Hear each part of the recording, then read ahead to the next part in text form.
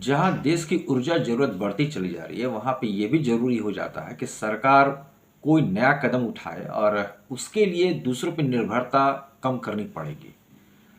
अगर मेरे आप पिछले वीडियो को देखते होंगे तो वहां पे भी मैंने जिक्र किया था कि जिस तरीके से हालात बदलते चले जा रहे हैं मिडिल ईस्ट के या पूरे विश्व के, उसमें अब ऊर्जा के क्षेत्र में कम से कम आत्मनिर्भर बनना तो बहुत जरूरी हो गया है।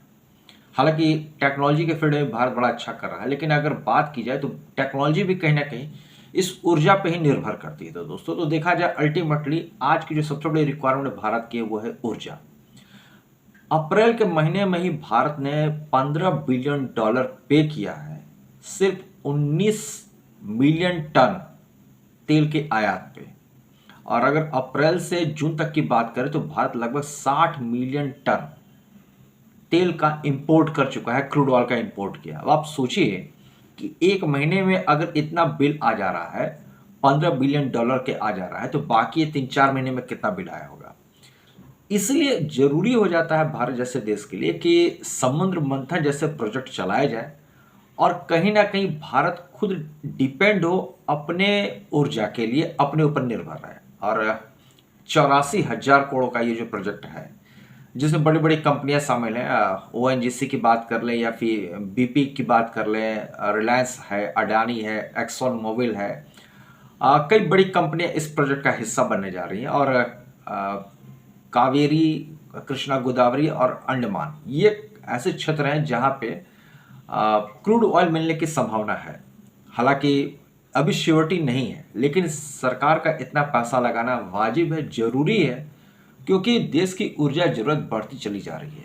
और एक बहुत स्पष्ट बात यह है कि जब तक हम पूरी तरीके से सोलर का या फिर यूरेनियम का या फिर किसी दूसरे मिनरल्स की खोज नहीं कर लेते हैं ऊर्जा के लिए, तब तक हमें अपने इस कन्वेंशनल सोर्स ऑफ एनर्जी यानी कि क्रूड ऑयल पे अपनी निर्भरता तो बना के ही रखनी चाहिए और बनी भी रहेगी, इसमें कोई दो राय नहीं है। अब यहां पे कुछ लोग आरोप लगाते हैं कि फिर यहां पे भी अडानी आ गए, यहां पे भी अंबानी आ गए।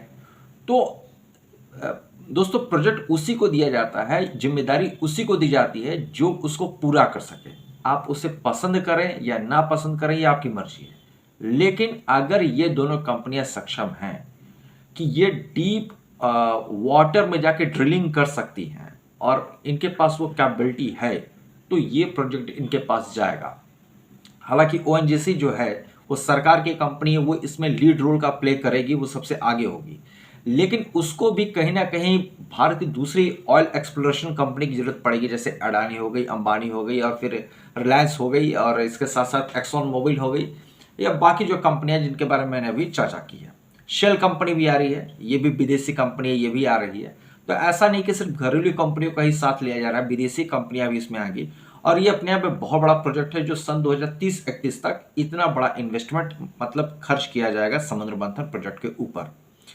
अब थोड़ी सी बात मैं आपको और अगर फैक्ट बताऊं तो भारत लगभग अभी अपने क्रूड ऑयल का 85% इंपोर्ट कर रहा है। और ये जो इंपोर्ट भारत में हो रहा है, ये हो रहा है सऊदी अरब से, ये हो रहा है ईरान से, ये हो गया रूस से। अगर भारत अपनी डिपेंडेंसी इन पे कम नहीं करता है तो आप सोचिए, सऊदी अरब के ऊपर अभी अटैक किया हुती ने और उसके सबसे बड़े ऑयल प्रोड्यूसिंग जो कंपनी है अरामको, उसके ऊपर उसने अटैक किया है। ये मैंने पूरा डिटेल बनाया था इस वीडियो के, इस घटना के ऊपर मैंने पूरा एक डिटेल वीडियो दिया था और उसमें मैंने चर्चा भी की थी कि अगर आज अरामको या सऊदी अरब ने प्रोडक्शन बंद कर दिया, जिस तरह के हालात बने हुए हैं और जिस तरह से उसको चुनौती मिल रही है, सिक्योरिटी को ध्यान में रखते हुए अगर उसने प्रोडक्शन बंद कर दिया तो फिर भारत कहाँ जाएगा।